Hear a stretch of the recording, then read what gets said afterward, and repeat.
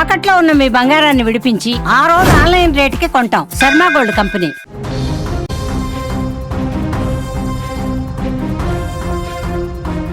ఒక పక్క చర్చలు అంటూనే మరొక పక్క మారణాయుధం. ప్రస్తుతం పశ్చిమాసియాలో అమెరికా ఆడుతున్న డేంజరస్ మైండ్ గేమ్ ఇది. ఒకవైపు ఇరాన్తో శాంతి చర్చలు కొనసాగుతున్నాయని చెబుతూనే అమెరికా అధ్యక్షుడు డొనాల్డ్ ట్రంప్ అనూహ్యంగా గల్ఫ్ దేశాల వైపు తన సైనిక సామర్థ్యాన్ని భారీగా మోహరిస్తున్నారు.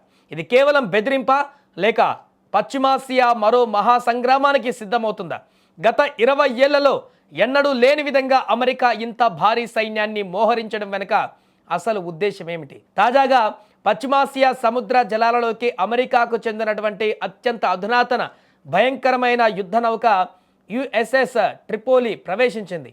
అది ఆషామాషి నౌక కాదు. ఇది చిన్న దేశాన్ని సైతం క్షణాల్లో నాశనం చేయగల శక్తులు దీని సొంతం. ఈ నౌకలో ఏకంగా 2500 మంది కరుడుగట్టిన మెరైన్ కమాండోలు ఉన్నారు. వీరికి తోడుగా మరిన్ని అదనపు బలగాలు కలుపుకుంటే ఒక్కసారిగా ఇక్కడ మోహరించిన అమెరికా సైనికుల సంఖ్య 3500 దాటింది. ఈ విషయాన్ని స్వయంగా యుఎస్ సెంట్రల్ కమాండ్ అధికారికంగా వెల్లడించింది.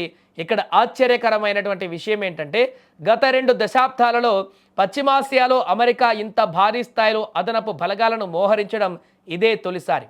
దీన్ని బట్టి పరిస్థితి ఎంత తీవ్రంగా ఉందో మనం అర్థం చేసుకోవచ్చు. ఇక ఒక పక్క చర్చలు అంటూనే పశ్చిమాసియాకు ఎందుకు ఇంత బలగాలను దించుతున్నారు అంటే దానికి ప్రధానంగా 3 కారణాలు ఉన్నాయి. అందులో ఒకటి పీస్ త్రూ స్ట్రెంగ్త్.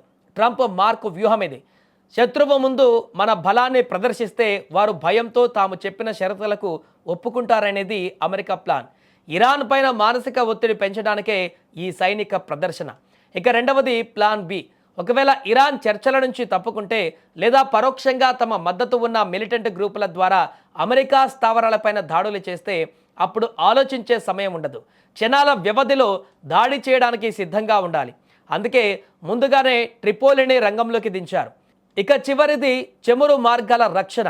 గల్ఫ్ సముద్ర మార్గం గుండానే ప్రపంచ చమురులో అత్యధిక శాతం రవాణా అవుతుంది. ఇరాన్ దాన్ని దిగ్బంధిస్తే గ్లోబల్ ఎకానమీ కుప్పకొలుతుంది. దాన్ని అడ్డుకోవడానికే ముందుగానే బలగాలను దించినట్టుగా తెలుస్తోంది. అయితే ట్రంప్ వ్యూహాలు ఇలా ఉంటే అమెరికా చేసే ప్రతి దాడికి తిప్పికొట్టేందుకు ఇరాన్కు సిద్ధంగా ఉంది. అమెరికా బలగాలు పెద్ద ఎత్తున చేరుకున్నాయనే సమాచారం రావడంతో ఇరాన్ అలర్ట్ అయింది. ఈ నేపథ్యంలోనే ఇరాన్కు చెందినటువంటి ఒక ప్రముఖ దినపత్రికలో అమెరికా సైన్యాన్ని ఉద్దేశించి కీలక వ్యాఖ్యలు చేసింది.